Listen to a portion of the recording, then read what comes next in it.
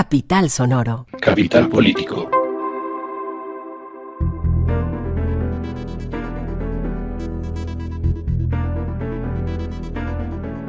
Esta semana vale por 2, no, vale por 3. Estamos, parece, dejando atrás la pandemia, pero parece que la estamos dejando solamente para abrazar vientos de guerra, que es, en el mejor de los escenarios se vuelve en realidad guerra económica. Es fácil sentirse presa de la frustración, es fácil ceder al miedo, pero mejor no, mejor sentémonos y oigamos Capital Político, que es un podcast que semana a semana analiza las noticias más importantes de Colombia, Bogotá y el mundo.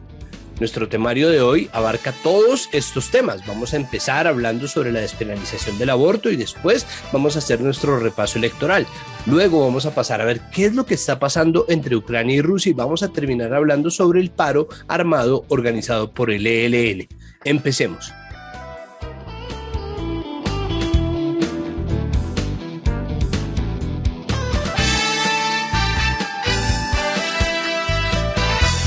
Nosotros habitualmente empezamos con el pasón electoral haciendo un repaso, pero vamos a hacer la excepción hoy porque tenemos una excelente noticia. Vamos a hablar sobre el fallo de la Corte Constitucional que después de mucho caramelear a las mujeres, después de mucho aplazar las discusiones de fondo, luego de muchas recusaciones y luego de quitar jueces y meter con jueces, pero después de un montón de tiempo en el que todo el mundo estaba ya con los pelos de punta, finalmente decidieron despenalizar el aborto en Colombia hasta la semana 24 y sin límite de tiempo en las 3 causales previamente existentes. Para explicarnos las implicaciones de este fallo histórico de la Corte Constitucional, se encuentra con nosotros Catalina Martínez Coral.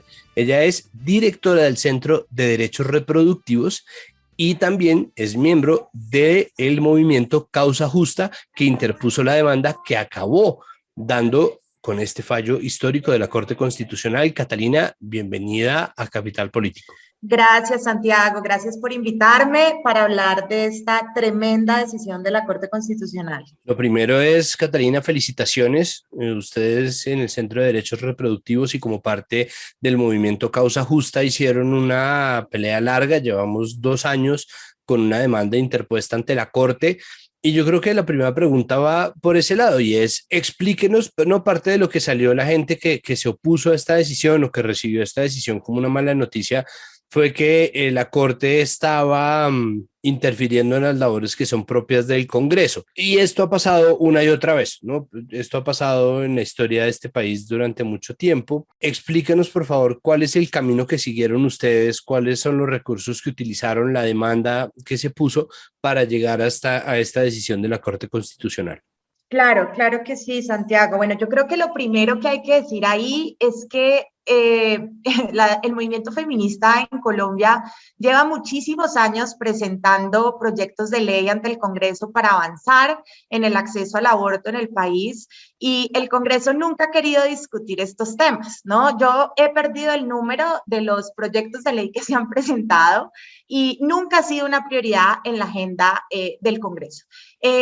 Por otro lado, la Corte Constitucional es competente de conocer estos temas porque lo que nosotras hicimos fue constituir una demanda que presentamos en el 2020 ante la Corte Constitucional pidiéndole a la Corte que revisara si el artículo del delito de aborto tal y como estaba apegado a la Constitución, ¿no? Lo que nosotras le pedimos a la Corte fue que hiciera una revisión constitucional, que esa es su competencia, y que teniendo en cuenta eso, valorara si ese artículo estaba vulnerando o no derechos fundamentales de las mujeres en el país. Pues, ¿qué nos dice la Corte en su decisión? La Corte nos dice que efectivamente el delito de aborto, tal y como estaba regulado, estaba vulnerando los derechos fundamentales de las mujeres porque le estaba impidiendo a las mujeres tener acceso a servicios de salud, le estaba impidiendo a las mujeres poder decidir sobre sus cuerpos de manera autónoma, le estaba impidiendo a las mujeres gozar de todos sus derechos fundamentales. Entonces, la Corte decide ampliar el plazo para que las mujeres puedan tomar decisiones libres e informadas sobre sus cuerpos hasta la semana 24 y que de ahí en adelante sigan rigiendo las causales leyes que ya regían antes en el país. Entonces, la Corte lo que hace es una revisión constitucional, por lo tanto, es competente y legítima la decisión que la Corte toma esta semana.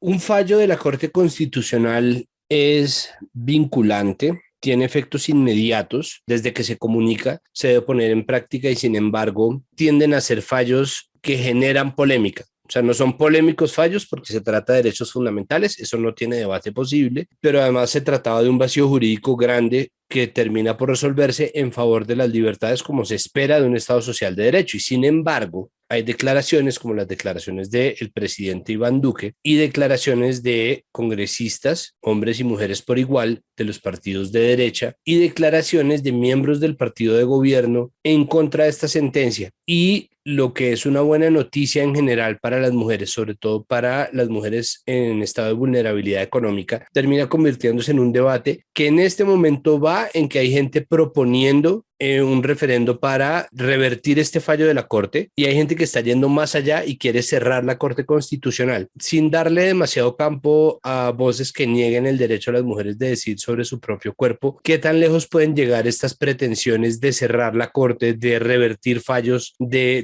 tratar de echar para atrás estas decisiones? Bueno, estos pronunciamientos realmente son muy preocupantes y más en un estado como Colombia, que es una democracia y es un estado social de derecho, en donde la Corte Constitucional y sobre todo el sistema judicial juega un papel muy importante y es un pilar fundamental de nuestra democracia. Es decir, es inaceptable que personas que hacen parte del Ejecutivo traten de deslegitimar una decisión de la Corte más importante del país, ¿no? Entonces, empecemos por ahí porque realmente esos pronunciamientos deslegitiman una Corte y un pilar fundamental de nuestro Estado. La conversación no puede girar en torno a si se está de acuerdo o no con la decisión de la Corte Constitucional. Lo que se tiene que preguntar ahorita al país es cómo vamos a implementar ese fallo, cómo vamos a hacer que ese fallo sea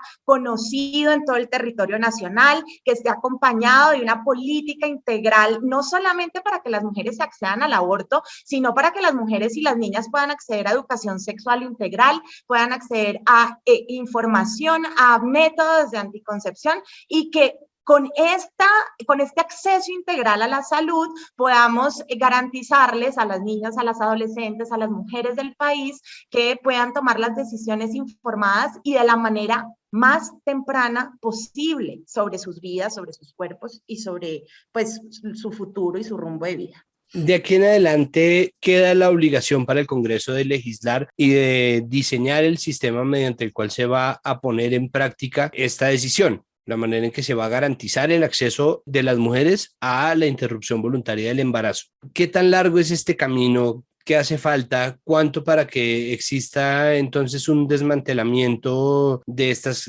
clínicas clandestinas, de este mercado clandestino del aborto y se pueda de verdad reemplazar por un servicio disponible a todas las mujeres en el territorio colombiano? Yo creo que lo primero que yo quisiera dejar muy claro, como tú muy bien lo dijiste, es que la decisión de la Corte tiene efectos inmediatos. Entonces, no, si bien el Congreso está llamado a hacer una reglamentación integral, ¿no? E integral quiere decir, pues, cómo se va a acceder al aborto, cómo se le va a dar información a las mujeres, cómo vamos a establecer educación sexual integral. Integral es realmente integral. El fallo es inmediato y tiene efectos inmediatos. ¿Y esto qué quiere decir? Que desde el martes las mujeres en el país ya pueden acceder de manera libre al aborto. De hecho, ya se hizo el primer aborto libre en el país, lo hizo la Fundación Oriéntame, acá en Bogotá. Entonces, es importante saber que ya pueden acceder a ese servicio sin necesidad de presentar un certificado médico, sin necesidad de presentar una denuncia penal, ni presentar los documentos que eran requeridos antes bajo el régimen de las causales. También es importante que se sepa que ya no se puede denunciar a las mujeres que lleguen buscando servicios de salud, sobre todo en estas primeras 24 semanas de gestación. Eso ya tiene efectos inmediatos en el país.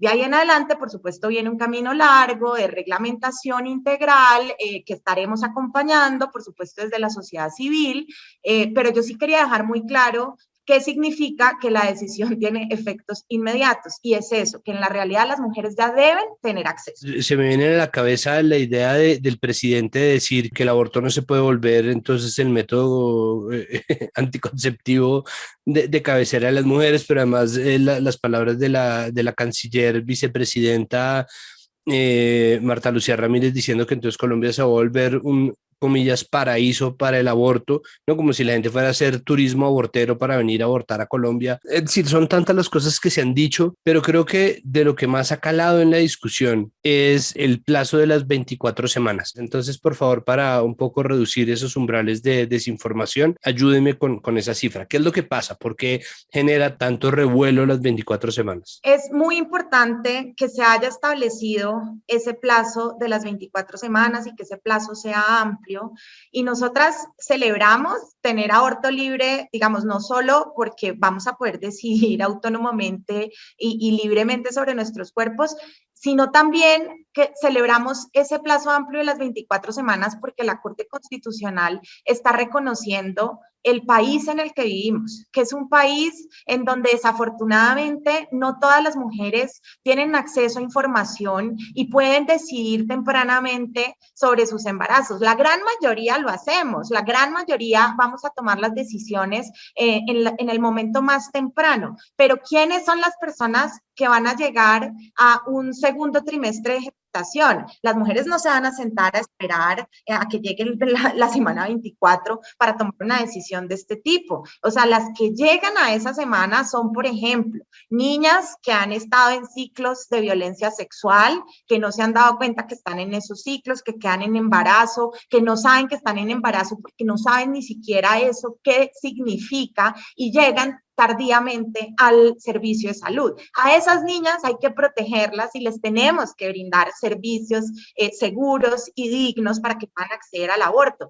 ¿Qué otras personas van a llegar a un tiempo gestacional un poco más avanzado? Mujeres que viven en condiciones de vulnerabilidad en zonas rurales, que quedan en embarazo, que tienen que trabajar un día seguramente para comprar una prueba de embarazo, tienen que trabajar otro día seguramente para poder pagar un medio de transporte que las lleve a un centro de salud y llegan a ese centro de salud y las rebotan de un centro de salud a otro. Es que esa es la realidad que vivimos hoy en el país, desafortunadamente. Entonces, la decisión de la Corte es muy importante, no solo por lo que significa sobre la autonomía de las mujeres y nuestra participación en la democracia, entonces, a través de esa autonomía, sino también porque esto es un fallo de justicia social, esto es un fallo que reconoce que no todas las mujeres tenemos acceso de la misma forma a la salud y le está garantizando a esas mujeres que viven en mayores situaciones de vulnerabilidad que puedan tener ese acceso al servicio. Entonces es muy importante lo que hace la Corte Constitucional con este fallo. Pues Catalina, muchísimas gracias, de nuevo felicitaciones por ese trabajo admirable, arduo, constante que llevaron a cabo y que se ve recompensado en esta decisión. Bueno, muchísimas gracias por estar con nosotros en Capital Político. Gracias a ti por invitarme.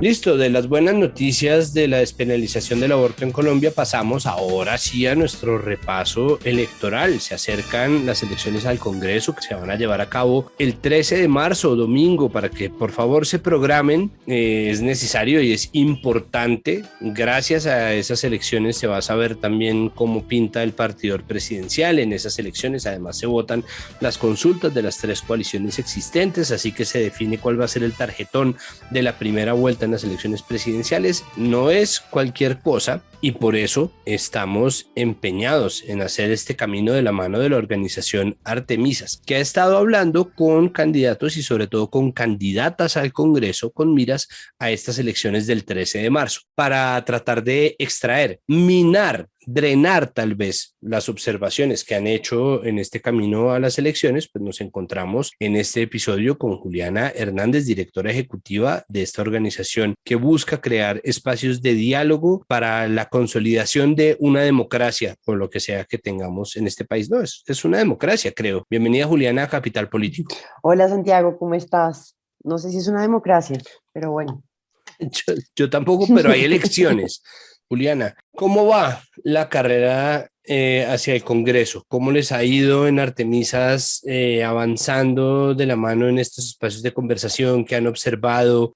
¿Cómo pintan las elecciones al Congreso? Bueno, van a ser unas elecciones muy interesantes. Sin lugar a dudas va a haber una renovación del Congreso de la República y una renovación también que hay que analizar desde la Alianza de Colombia Justa y Libre Sin Mira, ¿no? Que obviamente pues estamos viendo que el pacto histórico está cogiendo mucha fuerza, que las listas del Partido Verde tienen candidaturas que son interesantes, pero que no podemos dejar de lado que Colombia Justa y Libre Sin Mira tienen casi 100 candidaturas en todo el país para el Congreso y que eso también va a significar que seguramente esa bancada crezca y que en la medida en la que crezcan estas bancadas conservadoras, pues también veremos un retroceso en debates que, digamos, ya estaban conquistados. Creo que hay un tema también que ha sido como una ganancia y un logro, y es que la agenda, digamos, como feminista ha cogido mucha relevancia y es también por miedo. Yo también siento que a veces hay mucho miedo a este tema y es un miedo también que obliga a que las agendas de las mujeres estén como en la agenda priorizada por las candidaturas que están aspirando al Congreso de la República. Y también debo decir que hay más hombres que mujeres comprometidas con estas agendas, ¿no? Pues las mujeres también le tenemos un poco de pánico a asumirnos y como no sé, como a enunciarnos abiertamente feministas en la contienda electoral, que sin lugar a dudas los feminismos, pues no sé si te quitan votos o no, pero no te dan tanta legitimidad.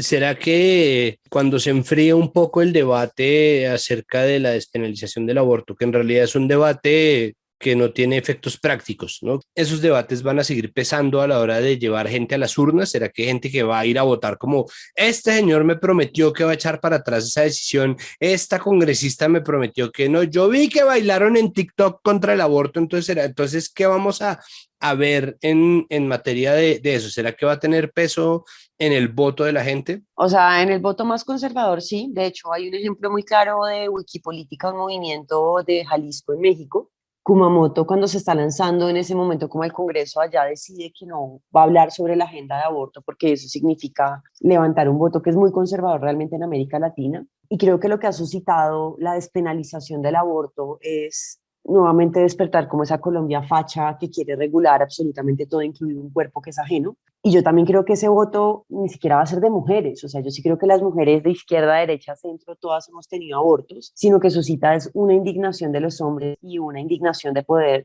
no poder seguir decidiendo sobre la soberanía del cuerpo. Entonces yo sí creo que va a haber muchos votos y también porque creo que la Alianza de Colombia Justa Libres y Mira no es casualidad. O sea, saben que hay un proyecto progresista en Colombia, reaccionan haciendo una alianza de una ala muy conservadora de la política colombiana y sale la despenalización del aborto que le suma perfectamente votos en un país que sigue siendo, de verdad, muy conservador en todo. O sea, puede que en Bogotá celebremos la despenalización, pero en la medida en la que te vas alejando de Bogotá, pues el voto sí se va a mover hacia ese lugar. Quienes defienden la vida, que es el discurso, ¿no? Como quienes son los pro vida, según ellos, y sí va a modificar el voto y habrá que verlo también en la composición del Congreso. El pasado 24 de febrero lanzaron un documental que realizaron con el acompañamiento de la Fundación Friedrich Ebert sobre la movilización social. Es un documental llamado El Estallido. Me gustaría hablar sobre el papel de la movilización social en las elecciones. ¿Será que existe todavía? Es decir, ¿es un debate que solamente está en boca de quienes vamos a ir a votar? ¿O es un debate que todavía pesa a la hora de decidir, que puso gente en las listas? ¿Será que la movilización social va a tener alguna incidencia en el Congreso que quede configurado en las votaciones del 13 de marzo? Lo que muestran los últimos años de movilización en Colombia es que la gente está emberracada.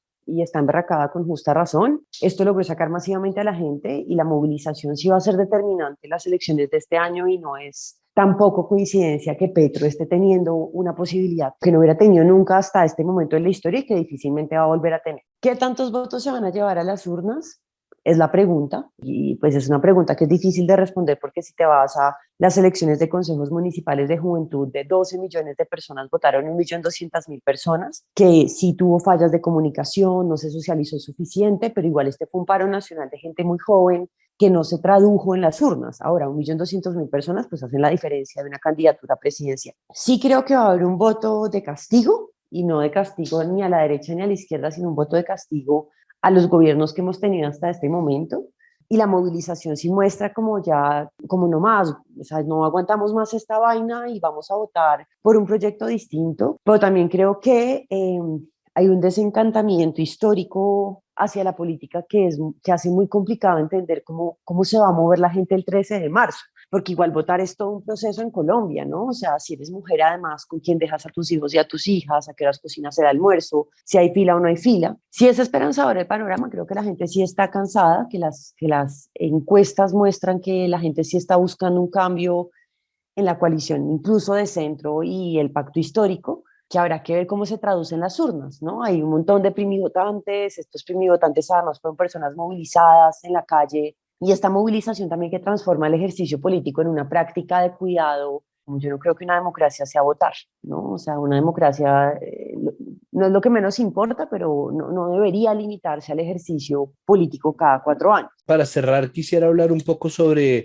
las perspectivas con miras a las presidenciales. ¿Qué han observado ustedes en Artemisas? ¿Cómo está jugando las distintas coaliciones? Ahí hablando sobre el voto de castigo, existe un voto de castigo que no está ligado a ningún suceso en especial, pero sí a la discusión pública, y es lo que está ocurriendo con la coalición de centro, ¿no? Que no parece cuajar por ningún lado. ¿Qué papel están jugando las mujeres, las candidaturas de las mujeres? ¿Por qué no están resonando tanto? ¿Será parte de un camino largo, mejor dicho? Ayúdeme a hacer una pequeña revisión. Bueno, son 3 coaliciones distintas, y podría haber una visión romántica de cómo tú analizas el pacto histórico y como las alianzas que empiezan a sonar de el pacto histórico negociando con el liberalismo.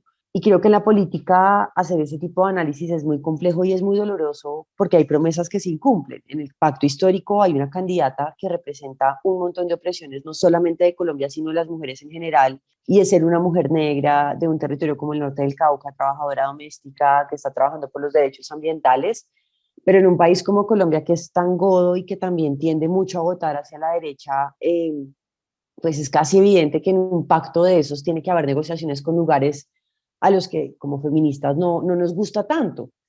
Y eso pues yo creo que va a generar un voto de castigo en el pacto histórico. Yo no creo que Francia Márquez vaya a ser la vicepresidenta de Colombia, y Gustavo Bolívar ya lo dijo en la silla vacía, ¿no? Como que creo que no necesariamente la segunda persona más votada en la lista del pacto histórico iba a ser la vicepresidenta. Y creo que ya de hecho el pacto tiene un voto de castigo porque hay un voto en contra del patriarcado y del machismo que se ha producido en estas elecciones desde cualquier orilla política.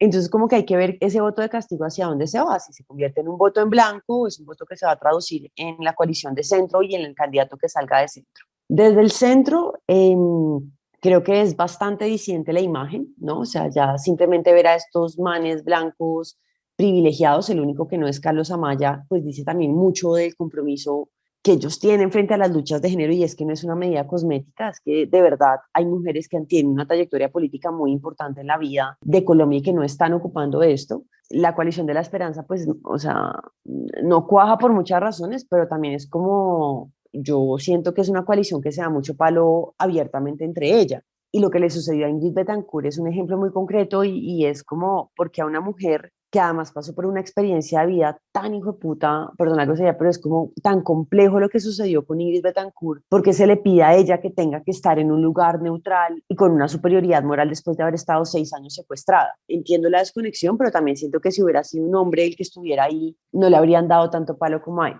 Y de la coalición de la derecha, pues yo sí creo también que sigue habiendo un voto de mujer que cree en esa estructura que ellos proponen, que es la política tradicional y no una renovación. ¿Qué vemos nosotras? Hay muchas oportunidades, y creo que por lo menos desde el centro hacia el espectro de la izquierda, hay un compromiso real de incluir agendas con perspectiva feminista y con perspectiva de género. Es decir, sí hay una preocupación frente a cuál es la realidad económica del país, pero eso no se traduce nunca en los debates. O sea, en los debates muy pocas veces ves un análisis de qué está pasando con el desempleo de las mujeres, cuál es la diferencia en acceso a salud, cuál es el tema de educación, la deserción escolar, ¿quién la tiene? Alejandro Gaviria lo menciona por encima, en su momento lo hizo Juan Carlos Echeverry, pero realmente no hay, o sea, todavía siguen sin entender que el 52% de la población colombiana es mujer y que en ese sentido tienes que hablarle a las problemáticas de esa población. Es como que nosotras nos movemos más en ese espectro de entender cómo posicionamos agendas y cómo posicionamos agendas no solo desde el Ejecutivo, sino también desde el Legislativo y también con una apuesta en 2023 local, que es la forma en la que construyes una democracia. Entonces, pues sí, es como, es preocupante. O sea, para nosotras sí es preocupante que no haya un compromiso real, no cosmético, sino de redistribución del poder, de darle a las mujeres el espacio que se merecen por la trayectoria política que tienen y de seguir considerando que los feminismos son la razón que produce rupturas dentro de los pactos políticos. Bueno, Juliana, muchísimas gracias por aceptar nuestra invitación. Espero que podamos seguir contando con Artemisas en los capítulos que han de venir y pues muchísimas gracias por el trabajo que vienen haciendo todo este tiempo en pro de la movilización y obviamente de consolidar una democracia en donde la gente sienta la esperanza que al menos los lleve a votar. Gracias a ti, Santiago. Y sí, claro que sí. Seguimos firmes acá. Habiendo terminado este repaso electoral con Juliana Hernández, directora ejecutiva de la organización Artemisas, una nota electoral más. Este es un audio, una voz que nos envía el director de Dinámicas del Conflicto de la Fundación Ideas para la Paz. ¿Qué es lo que está pasando con estas curules de las circunscripciones especiales de paz? En la voz de Jorge Mantilla de la Fundación Ideas para la Paz. En este informe que publicamos en la FIP sobre la mala hora de las curules de paz, analizamos los principales escenarios de seguridad y los desafíos políticos que se reportan en regiones frente a este proceso electoral. Igualmente presentamos 8 acciones prioritarias para garantizar la participación política de los candidatos y las comunidades. Los principales riesgos que hemos identificado son el impacto humanitario y las restricciones a la participación política, el control territorial y la incidencia electoral de los grupos armados en regiones donde se han presentado amenazas o constreñimientos al ejercicio político y al liderazgo, como por ejemplo los Montes de María y el Urabá, la estigmatización de líderes y candidaturas que han impulsado la implementación de los acuerdos de paz. Así, por ejemplo, según datos de la base de agresiones a líderes que tenemos en la FIP, entre el 2017 y 2021, estas 16 circunscripciones especiales concentraron el 60% de los homicidios a líderes sociales.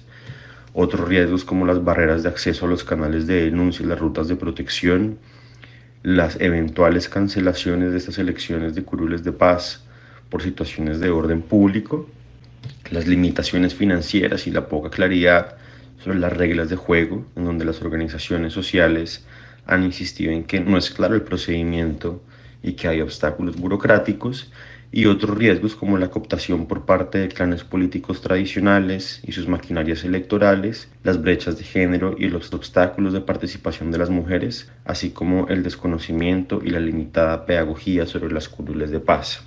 Esperamos que el gobierno pueda desarrollar en este corto plazo algunas acciones prioritarias y urgentes para garantizar unos mínimos humanitarios, por ejemplo, para que estas elecciones puedan llevarse a cabo.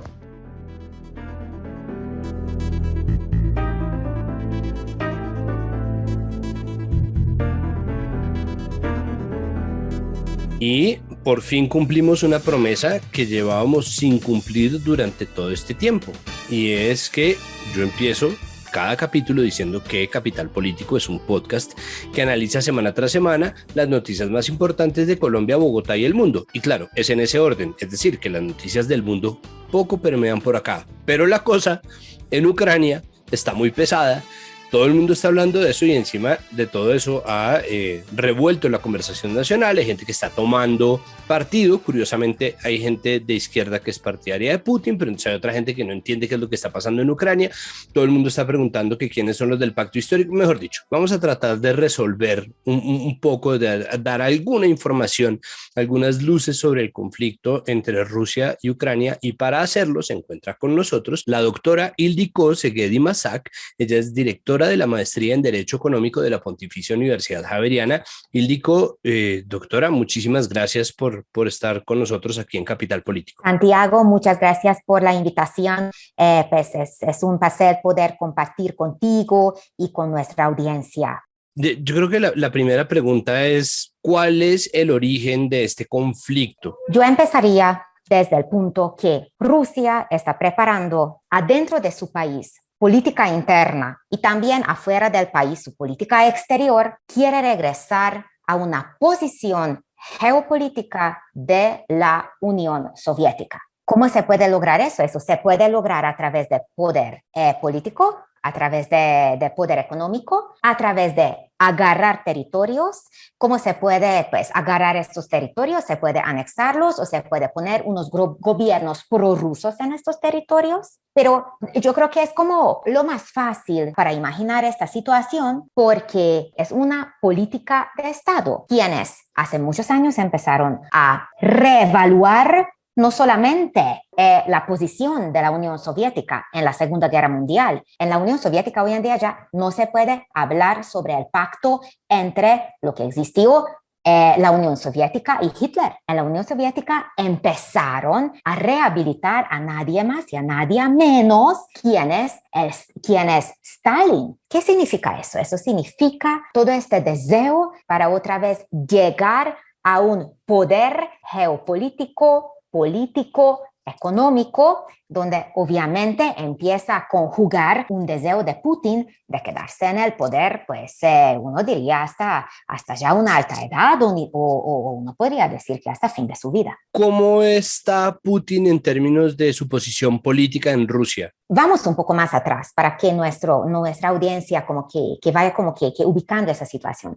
En Rusia hubo unas épocas bastante cortas, lo que uno puede medir en años, cuando podríamos hablar que los rusos tienen un sistema democrático. Eso fue la época, por ejemplo, de Yeltsin, presidente Yeltsin, después que cambia el sistema, una época y tristemente muy corta, cuando los partidos de oposición tenían un rol real y empezaron a construir sociedad civil, empezaron a construir sociedad democrática. Como esos procesos fueron tan cortos y uno necesita tiempo para crear democracia. Significa cuando llega Putin al poder, para empezar a revertir estos procesos, es bastante fácil. Y él, desde el momento que llega al poder, se ve que quiere permanecer en el poder. Es lo que él quiere. ¿Qué se puede hacer en esta situación? Uno empieza, es lo que hace él, empieza a trabajar en la parte económica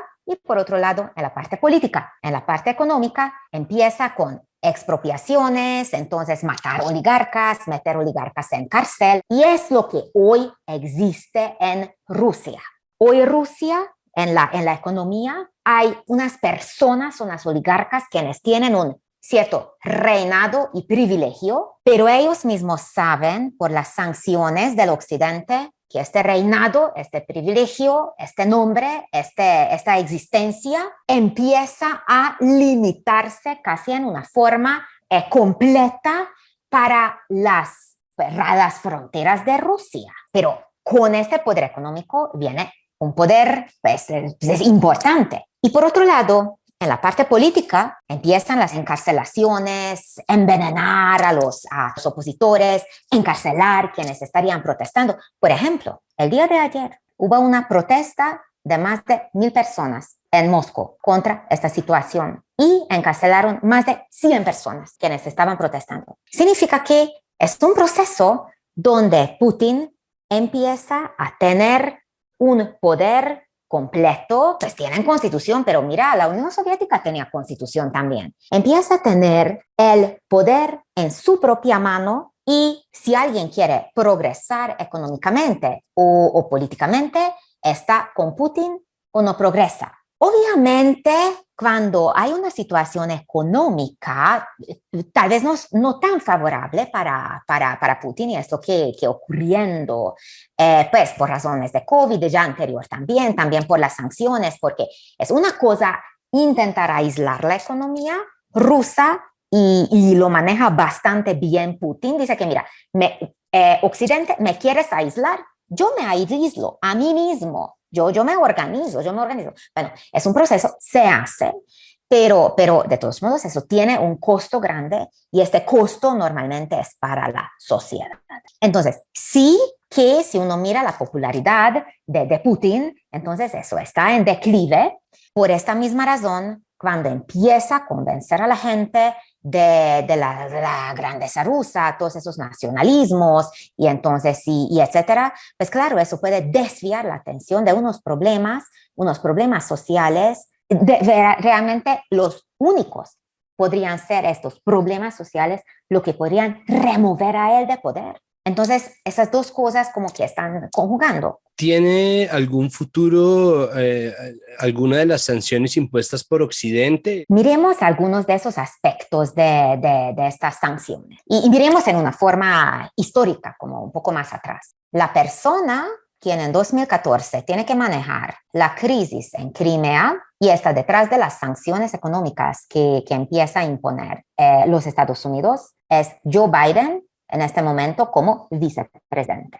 Si alguien sabe y si alguien y reconoce mismo, mira, pues estas sanciones como que fueron muy leves. Ni siquiera eso. Joe Biden ahora mismo reconoció el día de ayer que las sanciones no funcionaron. Lo que impusieron ahorita ahorita en 2022 no fueron suficientes. Indudablemente ahora desde el día de hoy, pues eso empezaron ya como a negociar como mucho antes, pero lo que ya se declararon entonces con el día de hoy en el Reino Unido, en los Estados Unidos, en la Unión Europea y obviamente otros países también, como Japón, como Corea del Sur, Australia, bueno, y podemos seguir con la lista, Canadá, son ya unas sanciones, número uno, internacionalmente organizadas. Hay una cooperación internacional para compaginar las sanciones. Por esta razón, estas sanciones son muy parecidas y están pues contra casi que la misma lista de empresas, la misma lista de personas, pero miremos, yo creo que miremos las diferencias, porque hay también, yo creo que cuando uno mira las diferencias, lo que hacen estos países hoy en día, uno puede encontrar también muchas claves. Aparentemente los Estados Unidos y el Reino Unido salieron con un target específico en las oligarcas rusas. De hecho, eso hace falta de la propuesta de los europeos. Por otro lado, ambas partes, entonces, se van contra las mismas 100 algo de empresas, donde sí tenemos presentes los grandes bancos rusos. Tenemos que ser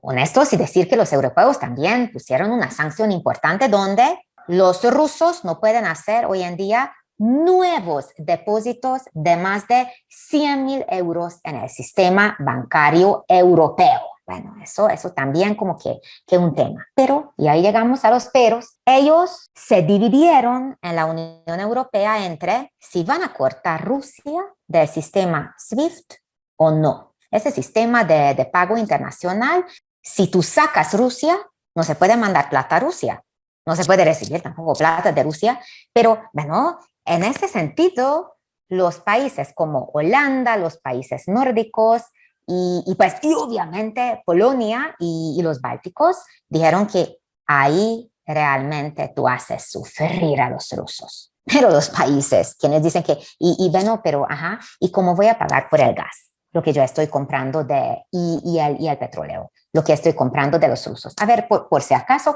¿cómo lo voy a pagar? Entonces, ¿cómo va a funcionar? Entonces, mientras no los cortas de estos fondos y por otro lado, mientras sigues comprándoles gas y petróleo, pues realmente estas sanciones van a ser algo lo que en el mediano plazo se siente, pero eso no se siente hoy ni se siente mañana. Y otro tema súper importante, las sanciones económicas sí que hacen sentir en los países económicamente quienes lo imponen. Esa es la gran preocupación de los Estados Unidos también y obviamente de los europeos, enfrentando una inflación de locos, enfrentando un precio que subió ahorita en los últimos días 40% el precio de gas. Entonces, pues realmente ellos mismos cuando dicen que, mira, pues bastante triste lo que está ahí ocurriendo, que la seguridad, que etcétera, que la cosa, además, ellos mismos y los europeos están muy en esta onda, ellos dicen, hay que dejar algo más como para estos últimos, pero uno dice que ¿cuál sería estos últimos? Cuando están como golpeando en la puerta las fuerzas en París, ¿sí?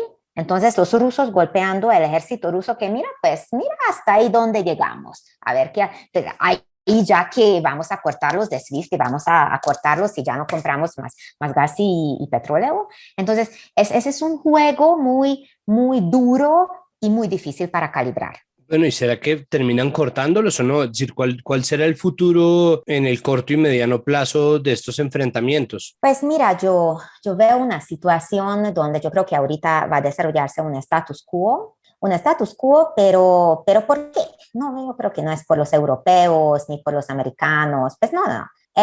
Si uno mira en las noticias, dice Putin, mira, señor Zelensky, presidente de Ucrania, si podemos llegar a una posición neutral. Pues hay uno, pues, sabe que Putin tiene lo que digo, que tiene como estas líneas rojas donde no más. Él dice que Ucrania no puede ser miembro de OTAN, Georgia menos. Entonces, pues que ser miembro de la Unión Europea también, olvídalo. Entonces, realmente, ¿qué significa esta posición neutral? Esta posición neutral es que dice Zelensky, pero ya, pues, los rusos están en Kiev, están en la capital, están ya entrando. Entonces, ya que. Entonces, pero pero ya dijo Putin, si podemos llegar a una posición neutral, entonces eso se puede dejarlo como que podemos sentarnos a hablar, mejor dicho, podemos sentarnos a hablar. ¿Y qué dice Zelensky? Zelensky lo que dice, mientras ayer todavía estaba como que, ay,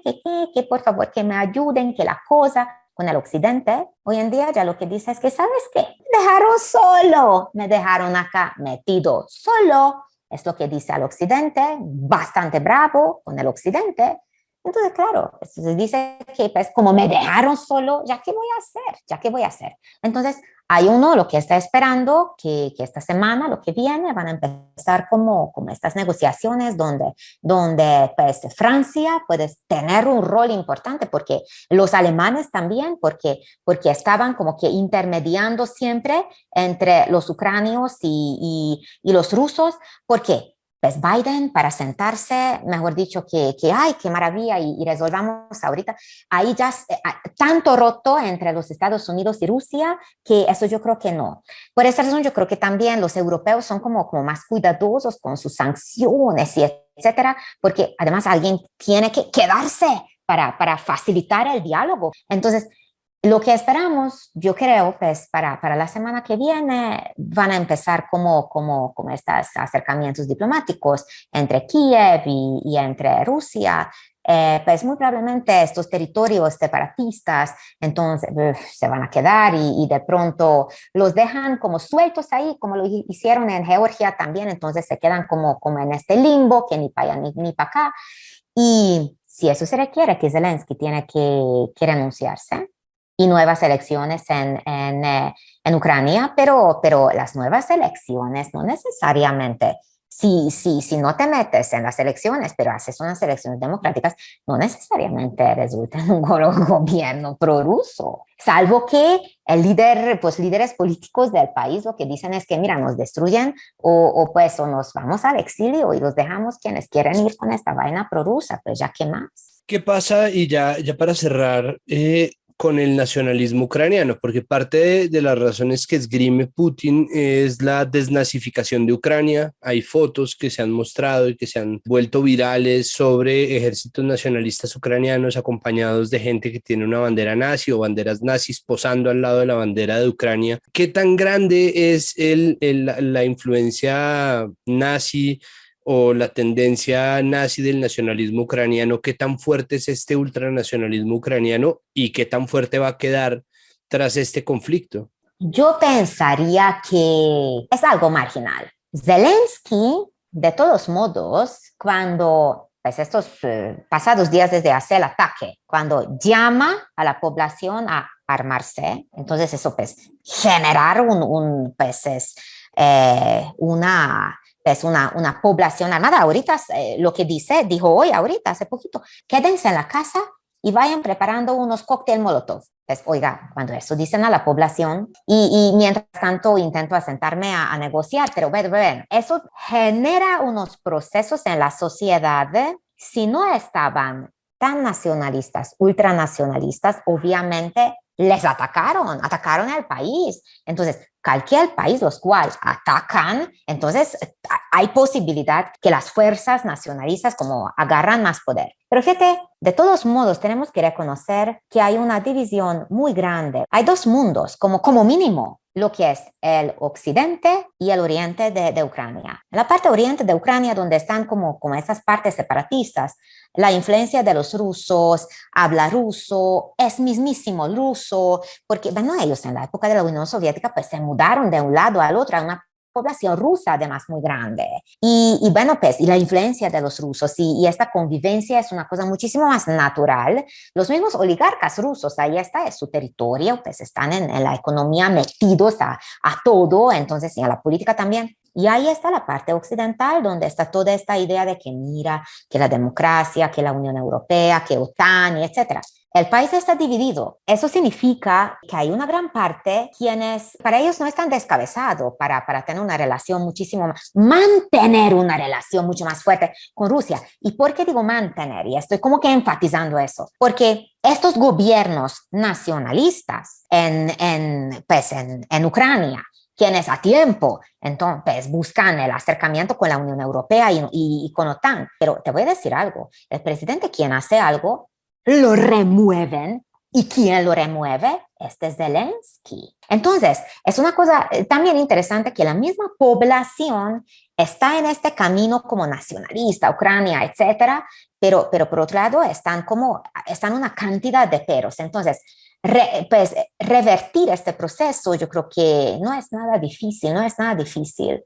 Y ahí yo quiero decir como otra cosa lo que desde el punto de vista de los europeos.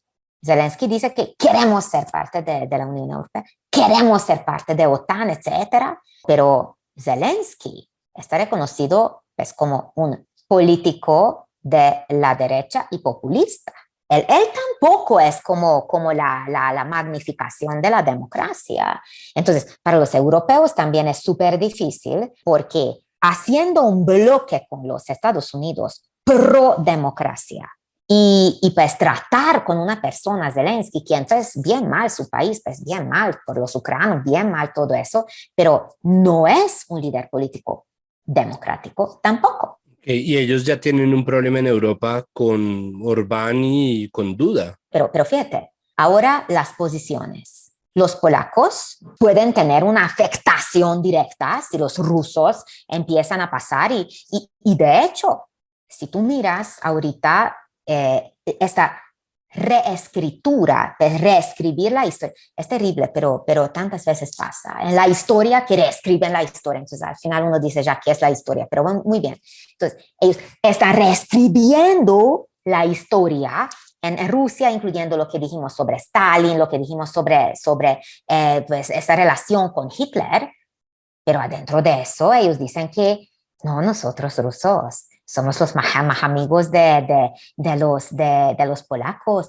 Imagínate cómo llegamos para liberar a ustedes. Pero, señores, ¿ustedes cuándo llegaron para liberarnos? Por ahí como hablamos sobre 45 o hablamos sobre 20 algo. Ahí en 20 algo vinieron para ocuparnos, señores. Entonces, por esta razón, como que los polacos cuando dicen es que nos miran como que tan cercanos, como que somos, como que tan de la misma racita, la misma raza, qué sé yo, porque un polaco entiende a un ruso entiende a un polaco por idioma y etcétera.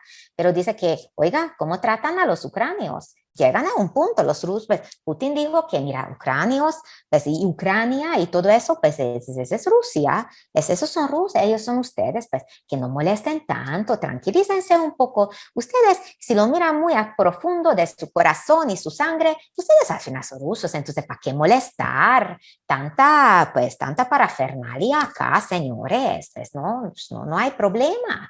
Los polacos pueden llegar a la conclusión que, uy, y si piensan lo mismo de nosotros, eso va a ser un problema. Entonces, pero fíjate, por esa razón los polacos toman una posición súper fuerte, pero Polonia y su economía es importante adentro de la Unión Europea. Entonces, esta situación ahora que a tiempo los europeos tienen que poner todas las sanciones contra los polacos, de todos modos, por toda la violación de rule of law y toda la violación del sistema democrático, lo que ellos mismos hacen en Polonia. Los húngaros estamos haciendo lo mismo, mejor dicho, pues nuestro gobierno, desafortunadamente en el país. Pero fíjate, entonces esa situación donde no se puede resolver esta crisis de seguridad pues, europea en este momento sin los polacos y yo diría sin los húngaros. Pero mientras, nuestro líder Orbán hace 2 semanas que va donde Putin, que la cosa, que etcétera, hace 2 días lo que dice es que mira, estamos con las sanciones europeas. Entonces, cuando ya ve la situación, entonces dice que si hay que escoger, pues estamos con Europa. Pues ojalá que eso va a resultar en una profunda democratización de los países. Suena muy raro, pero profunda democratización de los países, ¿dónde? En la Unión Europea. Nosotros vivimos en esta paz desde la Segunda Guerra Mundial, la paz y la democracia y no sé qué, y no valoramos lo que tenemos. Cuando uno llega a punto que puede perder la paz y dice que la única forma de construir esta paz y mantener esta paz es el camino democrático. No hay otra fórmula. Entonces, pues yo espero que eso al menos nos va a despertar un poco, que su democracia, bien o mal como esté, pero uno no puede tomarlo como algo dado. Uno tiene que luchar por eso, uno tiene que construir eso. Y yo espero que eso pueda resultar en unos procesos de profunda democratización en todos los países de la Unión Europea y específicamente en Polonia y Hungría. Pues muchísimas gracias, doctora Segedi Masak, por estar con nosotros y por darnos estas luces sobre lo que está ocurriendo en Ucrania en este momento. Santiago, muchas gracias por la posibilidad. El único camino de mejorar son los mismos procesos democráticos.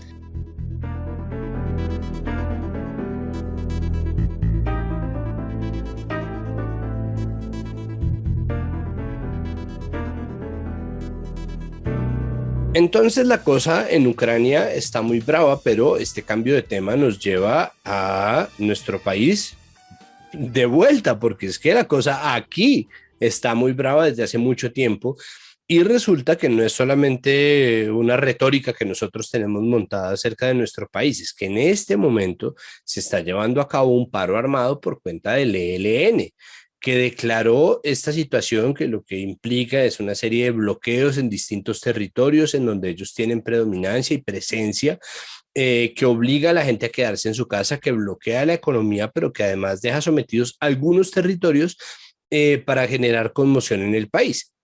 Esto está pasando. El ministro de Defensa, Diego Molano, dispuso de varios activos de la fuerza pública para prepararse para este paro armado y sin embargo en días recientes Daniel Palacios, el ministro del Interior, declaró que no existía el tal paro armado. No solamente nos vamos a ocupar de Ucrania, tenemos que ocuparnos también del país y pues en esas estamos.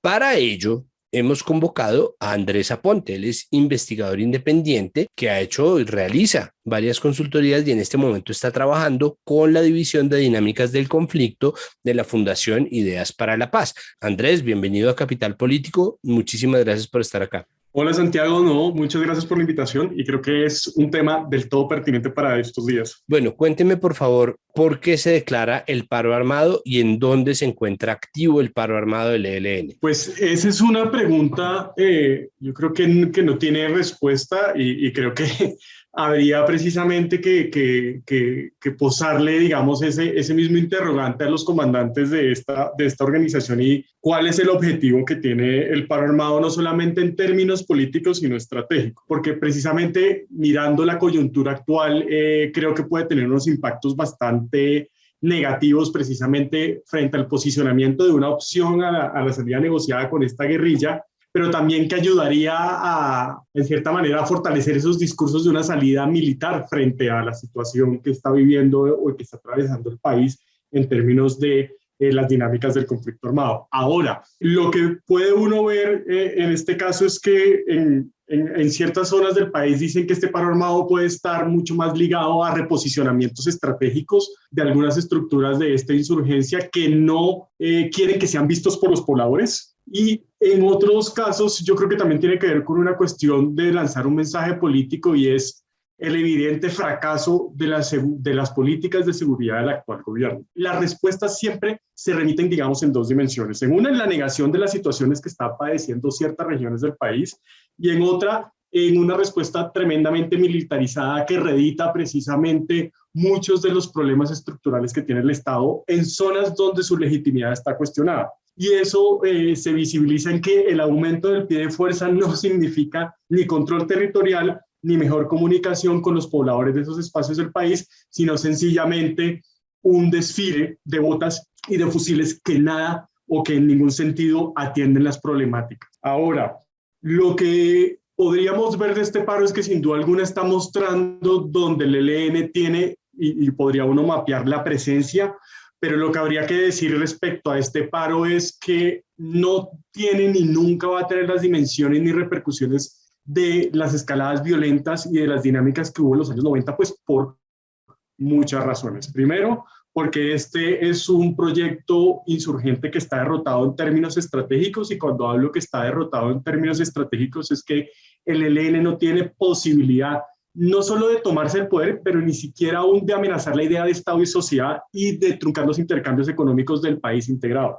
Cuando hablo de país integrado me refiero a personas como usted o como yo que vivimos en Bogotá, que viven en Cali, Medellín, y que toda la comunicación que se establece entre esos circuitos pues no se ve afectada por lo que está sucediendo en el ELN. Ahora, ahí entra una cuestión ética y moral y que deberían tener presentes los colombianos, es que las zonas afectadas también están pobladas por colombianos y sus vidas sí se ven realmente afectadas por el paro. Se ven realmente afectadas por el paro en el sentido en que experimentan restricciones a la movilidad, se afectan los intercambios económicos y eso en cierta manera golpea el sostenimiento y la capacidad de adquirir bienes básicos para los núcleos familiares de esas zonas. Eso también se puede, digamos, generar señalamientos, estigmatizaciones, etcétera. Entonces, lo que uno puede observar con el ELN precisamente y con lo que está sucediendo, lo que ha sucedido en el Cesar, lo que sucedió en Arauca, etcétera, es que el paro sí está, pero el paro no se da en las zonas que nosotros consideramos o las personas del mundo urbano consideramos importantes, sino de esos que algunos llaman la Colombia profunda.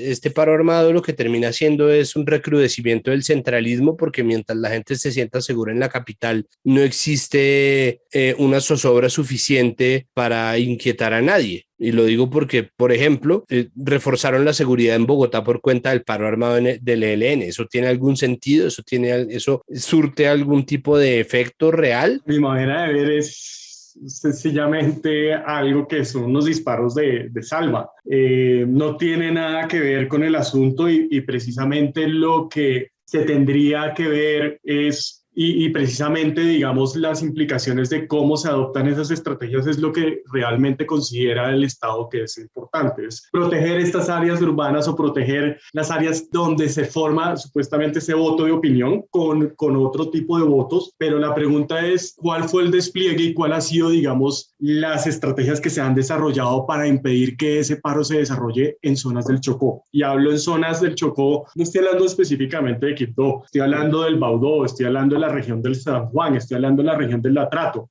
Y si vamos a Arauca, ¿qué hay para Saravena o las zonas de todo el Sarare como Fortul, Tame, Arauquita? Y podríamos decir lo mismo para el Catatumbo. Ahí no se menciona nada. Entonces es precisamente que, sin duda alguna, pues para el gobierno actual no hay paro, pues porque el paro no afecta a ese país integrado que ellos ven y que dicen representar y que además sienten que está seguro. Pues evidentemente está seguro, pero no por las estrategias del gobierno, sino por procesos que lo anteceden. Entonces, pues en ese sentido es inocuo lo que se ha hecho en este momento. ¿Por qué el ministro del Interior, Daniel Palacios, salió a decir que no había paro armado? ¿Eso sirve de algo? De nuevo, o sea, ¿eso surte algún efecto? ¿Existe alguna manera de negar la presencia del paro? ¿Eso contiene de alguna manera la violencia del paro? Lo que se está promocionando son digamos, los índices y registros de vacunación. Lo que se está promocionando es el crecimiento de la economía, pero no se está buscando no solamente un asunto crítico, sino que todo lo que cuestione precisamente esa narrativa, pues hay una invisibilización. Hay una invisibilización en el sentido en que están negando sistemáticamente el aumento de los homicidios, de las tasas de homicidio, están negando sistemáticamente las dinámicas y consecuencias que trae el conflicto en esas zonas a las cuales nos hemos referido, que se plasman en un aumento insostenido e inusitado desde hace más de 7 u 8 años en tasas de desplazamiento, en tasas de amenazas, en todo eso que uno puede, digamos, meter en un solo saco de impacto humanitario, que era lo que se había logrado desescalar. Entonces, eso no solamente se ve reflejado en que no hay paro, hay que ver, y que yo creo que sienta un pésimo precedente en las relaciones que tiene el Estado con las regiones, en lo que sucedió precisamente con lo que dijo el ministro Daniel Palacios, de que en Chocó no estaba sucediendo nada. En Chocó no estaba sucediendo nada porque es que solamente habían sucedido 4 desplazamientos en lo que va corrido del año. O sea, 4 desplazamientos. Eso es muy alto para una zona. Y solamente si nos remitimos a lo que estaba pasando el año pasado en Chocó, ahorita que yo vengo de esa parte del país, según cálculos no solo de la Defensoría, ojo, que es una entidad estatal, sino también de organizaciones y de la Iglesia Católica, más de 1/3 de la población permaneció confinada el año pasado. Eso es muy diciente. Es muy diciente en el sentido, digamos, precisamente de la incapacidad que afronta el Estado. Y si a eso le sumamos otros hechos más visibles como la victimización de los liderazgos sociales, que está atado a muchas cosas, pero también los pocos avances en la implementación del acuerdo de paz que tenía como meta, digamos, atacar esos problemas estructurales. Ahí está precisamente, digamos, esa narrativa negacionista en el sentido de qué es lo que está aconteciendo, porque lo que uno ve en cierta manera es, pues aquí todo va bien, mientras los índices que le interesan a ese país y a este gobierno estén donde ellos quieren que estén.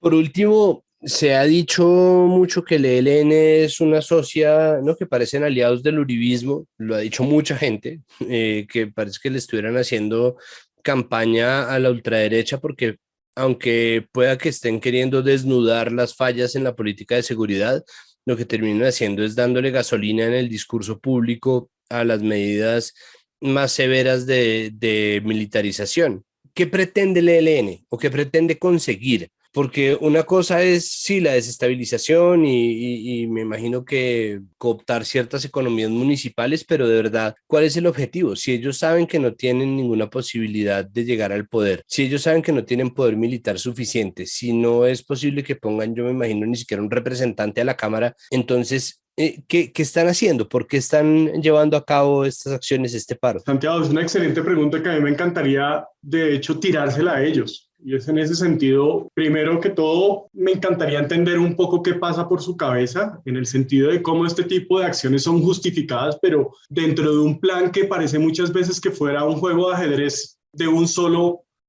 lado. Es decir, como si uno cuadrara las fichas de manera perfecta y no entiende que al frente siempre va a haber otro jugador con el cual se tiene que tener en cuenta no solamente esas movidas, sino las reacciones que hay. Y esa sería una pregunta al ELN. ¿Cómo este tipo de hechos creen que pueden visibilizar y precipitar cambios sociales, pero además dejar en entrever pues, que estas acciones con un gran impacto humanitario pues van a generar un cambio entre la opinión pública. Y yo añadiría además otra cosa muy importante, y es el ELN tiene la capacidad, o sus comandantes de los territorios donde tienen presencia, de reflexionar sobre los impactos que genera esto sobre las economías de las poblaciones que ellos dicen representar. Más allá de lo puramente estratégico y militar, creo que no dimensionan precisamente esos resultados que emergen de ahí, y que sin duda alguna les va generando una serie de insatisfacciones, demandas y rechazos de esos pobladores que en algunos casos se nota mucho,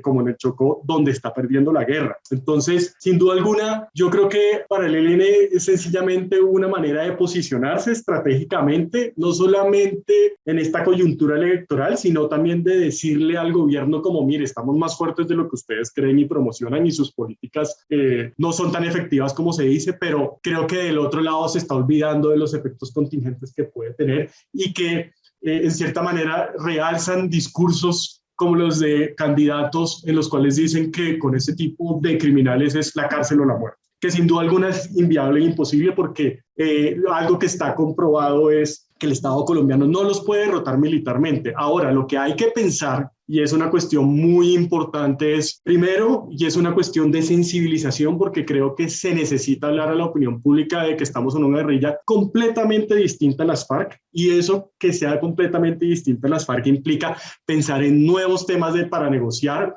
en nuevas estrategias, pero además necesitamos cómo poder ganar la credibilidad o la confianza para sentarse en esa mesa. O sea, el desconocimiento de los protocolos sentó un muy mal precedente, y sumado a eso la implementación como se ha dado los acuerdos de paz, aún más. ¿Cómo vamos a poder otra vez, digamos, en cierta manera, restaurar la credibilidad frente a un Estado que ha sido, en cierta manera, o ha asumido una postura faltona?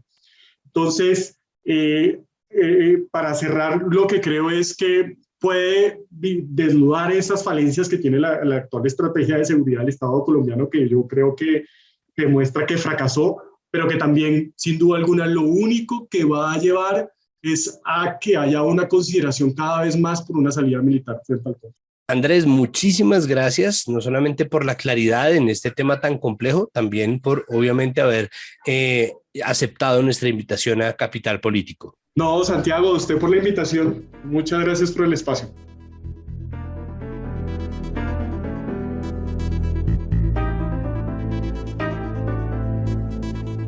Bueno, hasta aquí llega este episodio de Capital Político. Recuerden que este podcast no podría ser sin el trabajo de todo el equipo de Capital Sonoro, en este caso específicamente la acuciosa investigación de Juan Pablo Conto y la finísima edición de Cian Bernardo González. Recuerden también que nosotros hacemos parte de la franja de opinión Mesa Capital y de los contenidos de Capital Ahora. Todo el sistema informativo de Capital, sistema de comunicación pública, está dispuesto para traer información relevante, pertinente y veraz. Recuerden también que nosotros somos comunicación pública, es decir, no necesitamos ningún tipo de financiamiento, no tienen que pagar una suscripción, esto está abierto para la gente. En cambio, lo que sí necesitamos y les pedimos que nos ayuden a hacer es compartir este episodio en sus redes sociales, en sus chats de WhatsApp, recomendarnos para que pueda crecer la conversación a nuestro alrededor y así hacer crecer la comunidad que escucha Capital Político. Hasta la próxima semana, muchísimas gracias por su audiencia. Somos Capital Sonoro.